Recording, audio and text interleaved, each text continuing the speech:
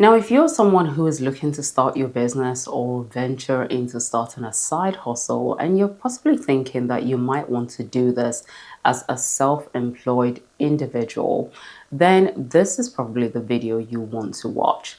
So the point is, many people, when they're looking to start their business, particularly as a self-employed business owner here in the UK, there are many things they have to think about. You have to think about your national insurance, you have to think about how taxes might work, and ultimately, you probably have to think about how you're going to have to deal with HMRC. Now, if thinking about all of these things puts your head in a spin, don't worry, because in today's video, we're going to be covering all of this and so much more. The first thing you probably want to understand is, what exactly do we mean by a sole trader? A sole trader is simply someone who runs their business as an individual. So you might want to think of tradespeople, you might be thinking content creators, and generally quite a lot of freelancers may fall into this category. Now, one of the key distinctions with a sole trader from, say, someone who runs their business through a limited company is the fact that a sole trader would generally tend to keep all of the profits. However, you must also bear in mind that whilst you do get to keep all the profit that the business makes, you will also be equally liable for all of the business's debts, right? Which is different when you consider someone who runs their business under a limited company structure.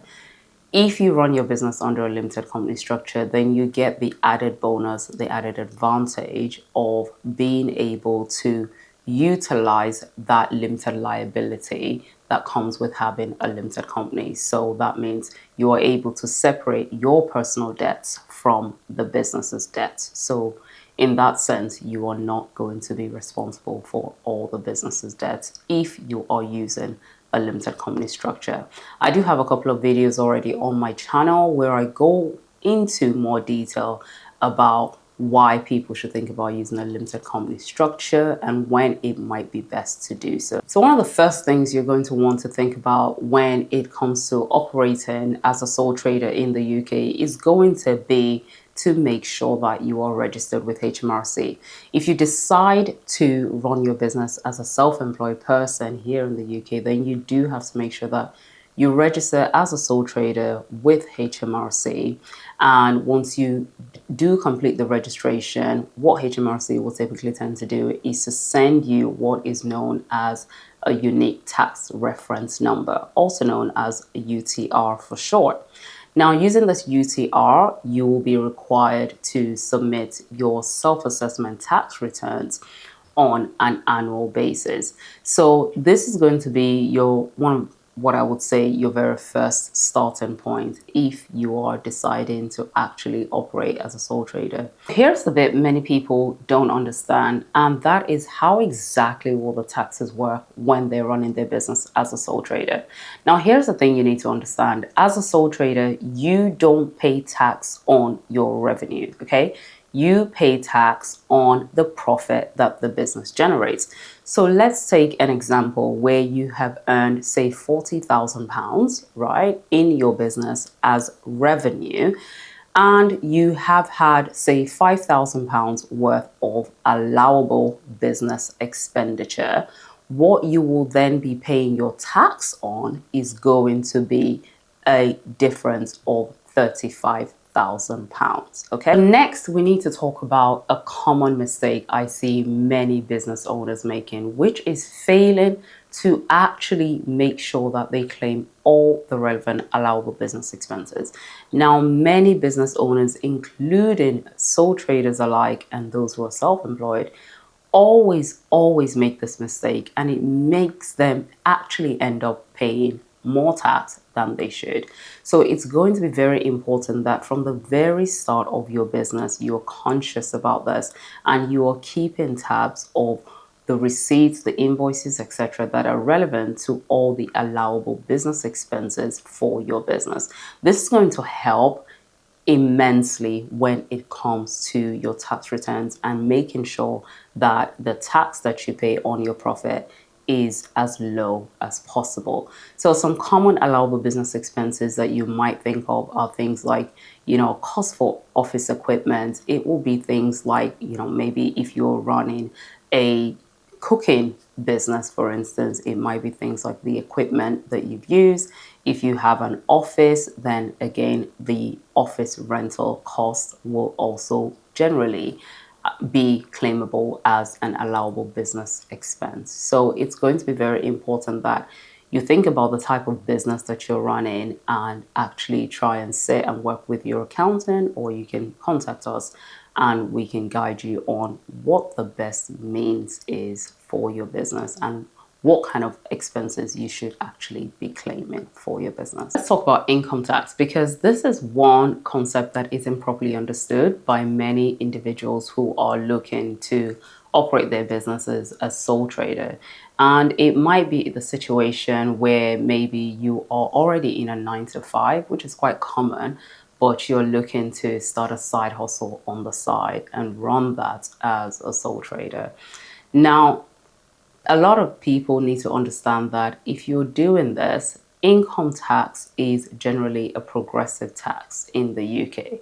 Now, the way it applies here in this context is that you will generally not be taxed on anything that is below your personal allowance threshold, right? So that means if you already have an existing 9 to 5 or a job elsewhere and you're earning, say, £20,000, you're already earning well above the personal allowance threshold, which means any other earnings that comes into your account, maybe through running your business as a sole trader, you will not get another personal allowance. Okay, so that will be added on to basically your total income. So you have to understand that you are going to be taxed when it comes to income tax. You're going to be taxed on your total sources of income. So that could look quite easily like having a 9 to 5 that pays you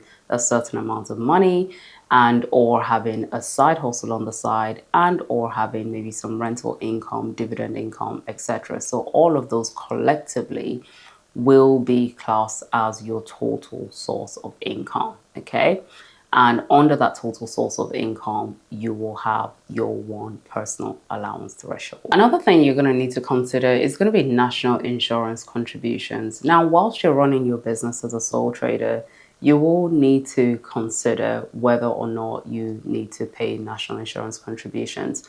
And the amount you will pay will really depend on your profit and also what the relevant tax year is deemed to be. Another thing is that most people don't typically budget enough for national insurance contributions. Now, once they've earned the profit from the business, they don't think about, oh, how much do I need to put towards national insurance contributions? So that is definitely something that you want to be aware of, and you want to make sure that you keep in mind when you start your business as a sole trader. Let's talk about payments and account, because this is another area which catches many new sole traders out. Now, a lot of people don't actually know that if your tax bill is high enough, HMRC may actually request that you make an advance payment towards your tax bill, right? This is a concept known as payment on account. So this basically means that in the second year of running your business, you could potentially be making an advance payment towards the next year's tax bill, as well as paying that current year's tax bill. Sounds a little bit complicated, but many people usually think that they're being taxed twice, when in reality, this is just how HMRC works when it comes to handling payments and accounts for those who operate their businesses as sole traders in the UK.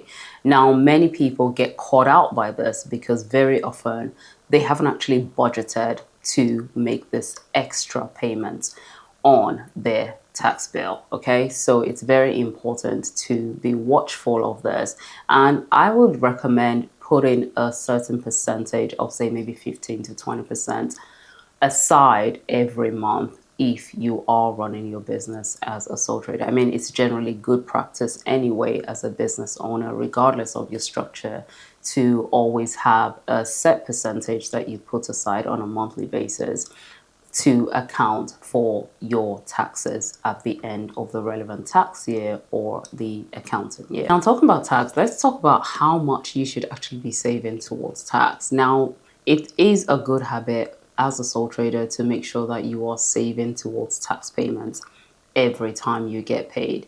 A good rule of thumb is to look at about 20 to 30% of the profit that you are earning in your business and put that aside as your payment towards your taxes. Okay, obviously, this is also going to roughly depend on the income level that your business is currently generating, as well as the general nature of your business itself. So, but it is very important to have this in mind so that you don't get caught out at the end of the tax year when it comes to time to actually pay your tax bill. So I hope that has been really helpful in terms of clarifying the things you need to know in relation to taxes that you pay as a sole trader and things that you would want to consider if you're looking to actually operate your business as a sole trader here in the UK. If you like this video, do make sure to hit that subscribe button. Give me a follow and make sure to check the links in the description box below if you want to find out ways in which you can work with us directly. Thank you so much for watching, and I will see you in the next video.